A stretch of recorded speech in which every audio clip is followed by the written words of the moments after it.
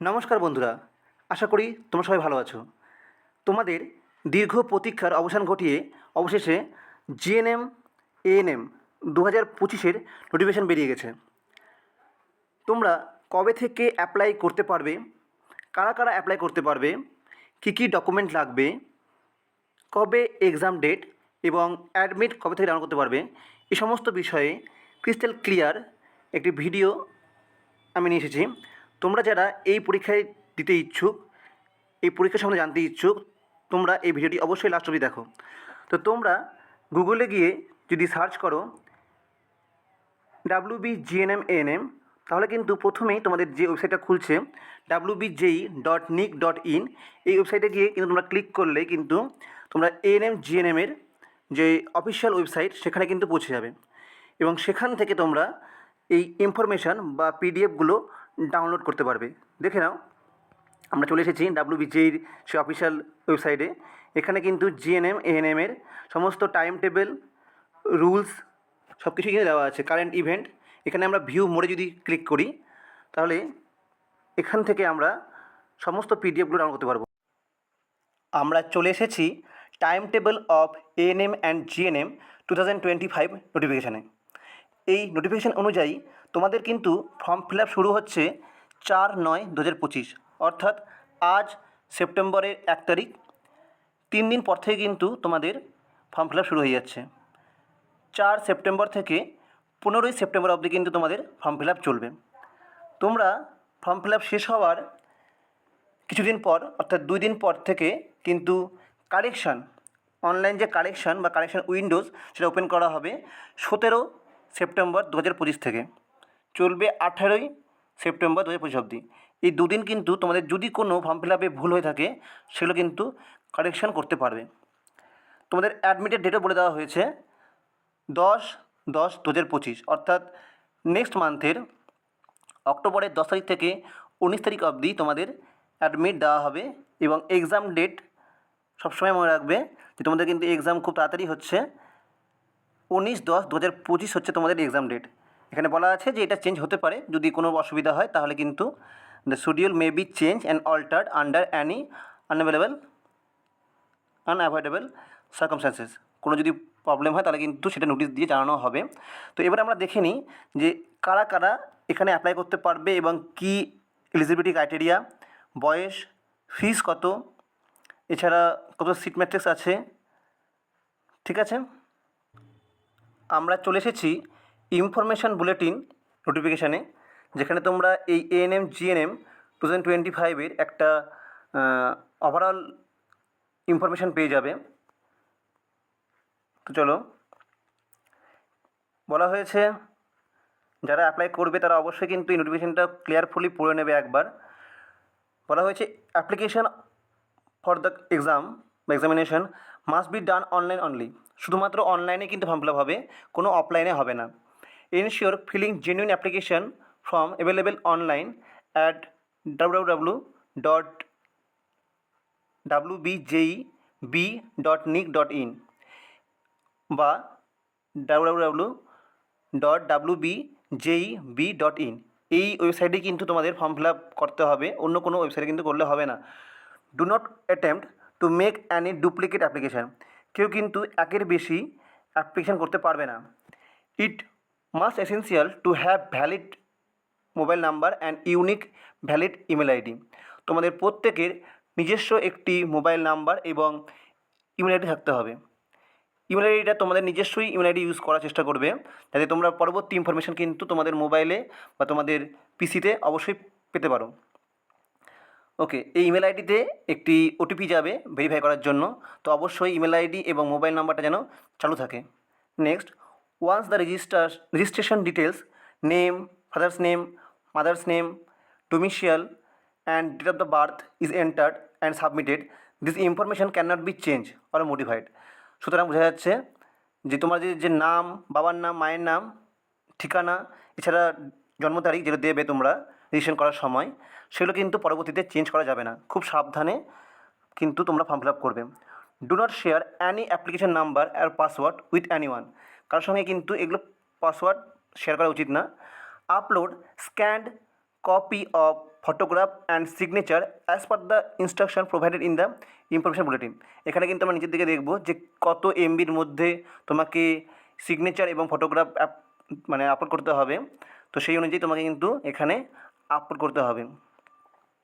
Okay, next, if any information other than names, father's names, mother's names, domicile and date of the birth given in the application need to be corrected and rectified, the rectification can be done by candidate only within the notified correction period। তোমাদের যেটা correction period দেওয়া হয়েছে 17 তারিখ থেকে 18 তারিখ অবধি যেটা দেওয়া হবে সেই সময়ের মধ্যে কিন্তু তোমরা কারেকশন করতে পারবে। The examination fees can be paid by net banking. কত বলেছে? The application fees for this exam 300 for ST SC OBC A category, OBC B category, EWS orphan candidate এগুলো এদের জন্য কিন্তু 300 টাকা, আর যারা নর্মাল আদার্স ক্যান্ডিডেটের জন্য কিন্তু 400 টাকা। ঠিক আছে, তাহলে আমরা দেখে নিলাম যে কত fee. Next, keep copies of confirmation page and admit card in safe custody.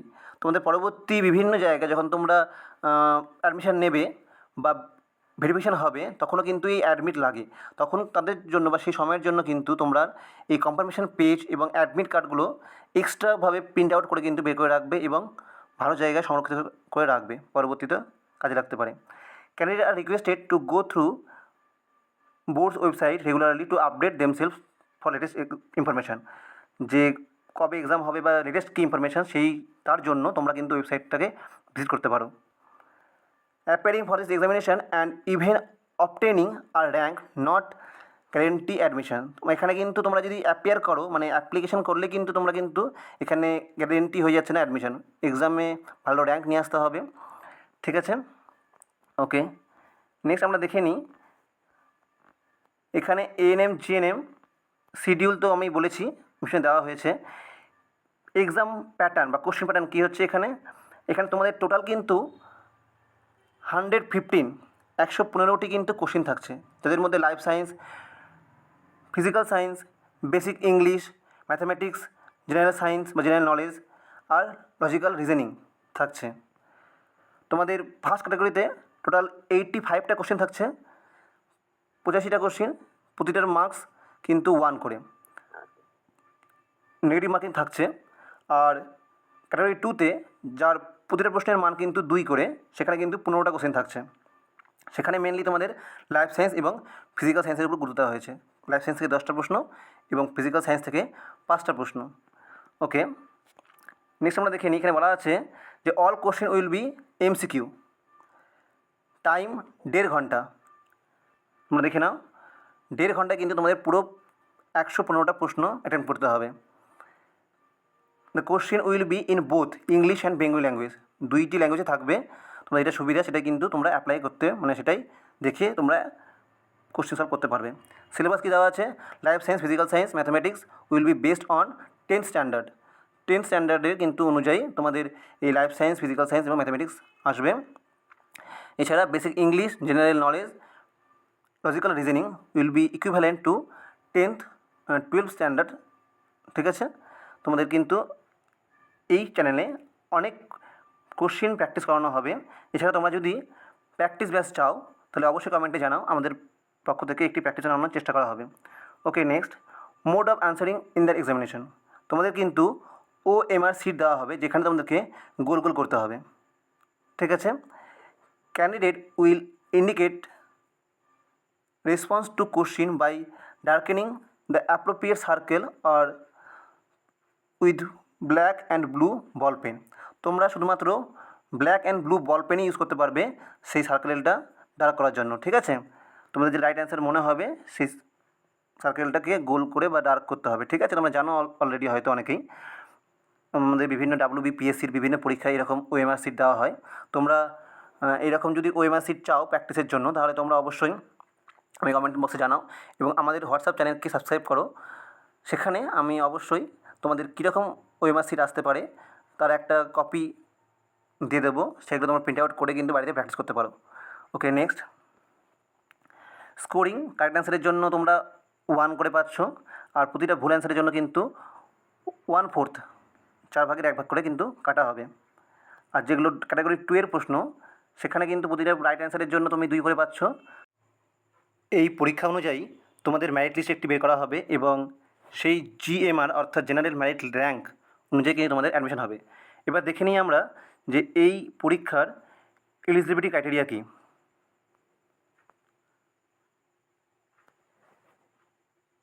The applicants must be citizen of India, অর্থাৎ তোমাকে অবশ্যই ভারতীয় নাগরিক হতে হবে এবং must be domicile of West Bengal, West Bengal বাসিন্দা হতে হবে। এটা কিন্তু একটা সুবর্ণ সুযোগ ওয়েস্ট বেঙ্গল স্টুডেন্টদের জন্য, যেখানে কিন্তু কোনো বাইরের রাজ্যের স্টুডেন্ট অ্যাপ্লাই করতে পারছে না। তোমরাই অ্যাপ্লাই করবে এবং তোমরা কিন্তু এই পরীক্ষায় বুঝতে পারছো এবং চান্স পেতে পারবে এএনএম জিএনএম কোর্সটি করার মতো।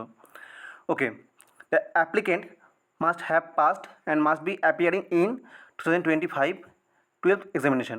তোমাদের অবশ্যই কিন্তু পাস করতে হবে 12 এক্সামিনেশন, উচ্চ মাধ্যমিক, এবং যারা এই বছর অর্থাৎ 2025-এ অ্যাপিয়ার করবে উচ্চ মাধ্যমিক, তারাও কিন্তু অ্যাপ্লাই করতে পারবে এই পরীক্ষায়। আর দ্য অ্যাপ্লিকেন্টস এজ, তোমাদের বয়স হতে হবে কিন্তু কমপক্ষে 17 বা তার বেশি হলে কিন্তু তোমরা অ্যাপ্লাই করতে পারবে। কোন ডেট অনুযায়ী? 31/12/2025 তারিখ অনুযায়ী। ওকে, আমরা এবার দেখে নিই যে কে কোন কোর্সে অ্যাপ্লাই করতে পারবে।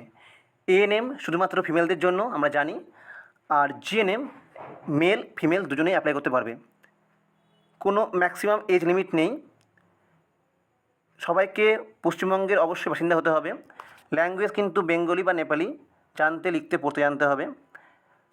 মিনিমাম এডুকেশন কোয়ালিফিকেশান আমরা জানি কী লেখা আছে, যে মাস্ট পাস 12 এক্সামিনেশন, উচ্চ মাধ্যমিক পরীক্ষা অবশ্যই পাস করতে হবে উইথ অ্যাটলিস্ট 40%। তোমাদেরকে অবশ্যই 40% কিন্তু মার্কস নিয়ে উচ্চ মাধ্যমিক পরীক্ষা পাস করতে হবে। যারা এবছর অ্যাপিয়ার করছো তারাও কিন্তু পরীক্ষায় বসতে পারবে। 5% রিল্যাক্সেশন দেওয়া হচ্ছে এসটি, এসসি, ওবিসি এ এবং ওবিসি বি এর স্টুডেন্টদের জন্য। মাস্ট পাস ইংলিশ, অবশ্যই ইংলিশে কিন্তু পাস হতেই হবে। ইংলিশ কিন্তু 4th সাবজেক্ট হয়ে গেলে বা ফেল করে গেলে কিন্তু চলবে না। এছাড়া যারা ভোকেশনাল স্ট্রিম থেকেও এসেছো তারাও কিন্তু এই পরীক্ষায় অ্যাপিয়ার করতে পারবে। তোমরা দেখে নাও। নেক্সট আমরা চলে যাই document verification. Admit card, rank cards are issued based on the information provided by the candidates. তোমাদের যে অ্যাডমিট কার্ড এবং র্যাঙ্ক কার্ড যেটা ইস্যু করা হবে, সেটা কিন্তু তোমাদের ভেরিফিকেশনের সময় যখন তোমাদের এক্সামের হওয়ার পরে ইনস্টিটিউশন অ্যালোকেট হবে, সেখানে গিয়ে কিন্তু তোমাদের ডকুমেন্ট ভেরিফিকেশন হবে। সেখানে অবশ্যই অ্যাডমিট কার্ড এবং র্যাঙ্ক কার্ডগুলো নিয়ে যেতে হবে।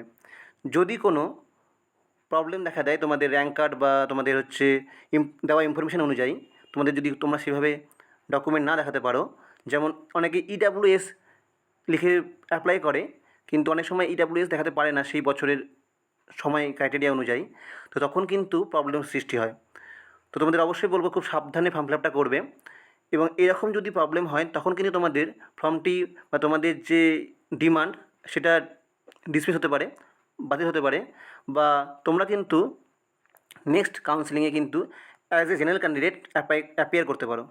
এখানে লেখা আছে, if during verification any candidates claims is found invalid, at that time his or her category rank will be cancelled, corrected or modified accordingly, which may even make him or her ineligible for some or all seat or nurse course.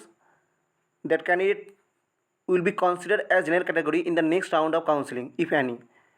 যদি এরকম কোনো situation তৈরি হয় তখন কিন্তু তোমাদেরকে কিন্তু একদম বাতিল হতে পারো সমস্ত সিটের জন্য, বা কিছু ক্রাইটেরিয়ার জন্য হয়তো তুমি অ্যাপ্লাই করলে বা করতে পারবে, অ্যাপিয়ার করতে পারবে, তখন কিন্তু তোমাকে অ্যাজ এ জেনারেল ক্যান্ডিডেট হিসাবে গ্রহণ করা হবে।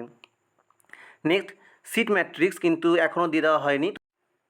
তোমরা যারা ডোমিসিয়াল সার্টিফিকেট নিয়ে চিন্তা করছো তাই জন্য বলে রাখি, তোমাদের অফিসিয়াল ওয়েবসাইটেই পারফর্মা 1A এবং পারফর্মা A2 এবং পারফর্মা B বলে ফরম্যাট দেওয়া আছে।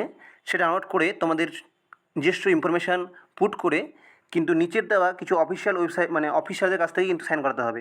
তোমরা দেখে নাও যে সমস্ত অথরিটি এই পারফর্মা এ এবং পারফর্মা বিতে সাইন করতে পারবে তারা হচ্ছে district magistrate, additional district magistrate, deputy magistrate বা deputy collector, sub divisional officer, block development officer অর্থাৎ বিডিও। এরা কিন্তু এখানে সাইন করতে পারবে বা এদের ইস্যু করা তোমরা কিন্তু এই পারফর্মা এ বা বি শো করতে পারবে। এছাড়া superintendent of police, additional superintendent of police, sub divisional police officer, deputy superintendent of police এরাও কিন্তু সাইন করতে পারবে বা অ্যাপ্রুভ করতে পারবে। Commissioner, additional commissioner, joint commissioner, deputy commissioner, assistant commissioner of police সবরাও কিন্তু করতে পারবে। এছাড়া judicial magistrate of any rank or position in the concern district or metropolitan locality or honourable high court at Kolkata, honourable supreme court of India. এছাড়া corporation এরিয়াতে commissioner, additional commissioner, joint commissioner এবং assistant কমিশনারও কিন্তু sign করতে পারবে। এছাড়া তোমরা দেখে নাও এখানে তোমরা সবই কারা কারা ইস্যু করতে পারবে এবং কাদের তুমি সাইন নেবে তোমরা দেখে নাও। তারা যারা গ্রাম পঞ্চায়েতে আছে তারা সহজেই বিডিও বা এসডিও সাইন নিতে পারো। এইভাবে তোমরা কিন্তু এই ফর্ম ফিল আপটি করবে। এবার আমরা দেখে নিই কীভাবে অ্যাপ্লিকেশন করবে বা কী কী ডকুমেন্ট তোমাদেরকে সাবমিট করতে হবে। তোমরা বাকি যেগুলো ক্রাইটেরিয়া আছে বা বাকি যেগুলো পয়েন্ট আছে তোমরা অবশ্যই নোটিশটিকে গো থ্রু করবে। কী বলেছে, procedure for submission of application form and payment of the examination fee. প্রথমে করতে হবে registration. The candidate will enter personal details like name, father's name, mother's name, date of the birth, gender, identification types and number, present and permanent address, mobile number, email ID, এই সমস্ত কিন্তু তোমাকে রেজিস্ট্রেশনের সময় দিতে হবে।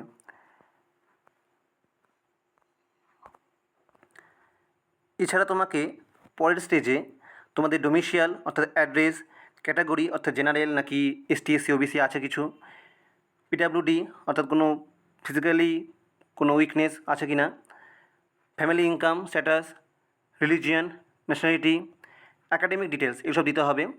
এরপরে তোমাদেরকে কিন্তু 4টা জোন সিলেক্ট করতে হবে যেখানে তোমাদের এক্সাম সেন্টার তুমি নিতে চাও। তারপরে আপলোড করতে হবে ছবি। ছবি হতে হবে 10 থেকে 200 কেবির মধ্যে, আর সিগনেচার হতে হবে 4 থেকে 30 কেবির মধ্যে, অবশ্যই জেপিজি বা জেপিইজি ফরম্যাটে।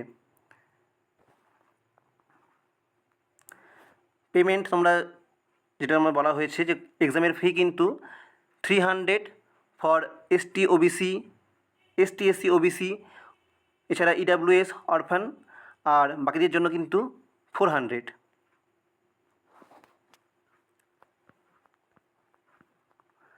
তোমরা দেখে নাও বাকি ইনফরমেশানগুলো।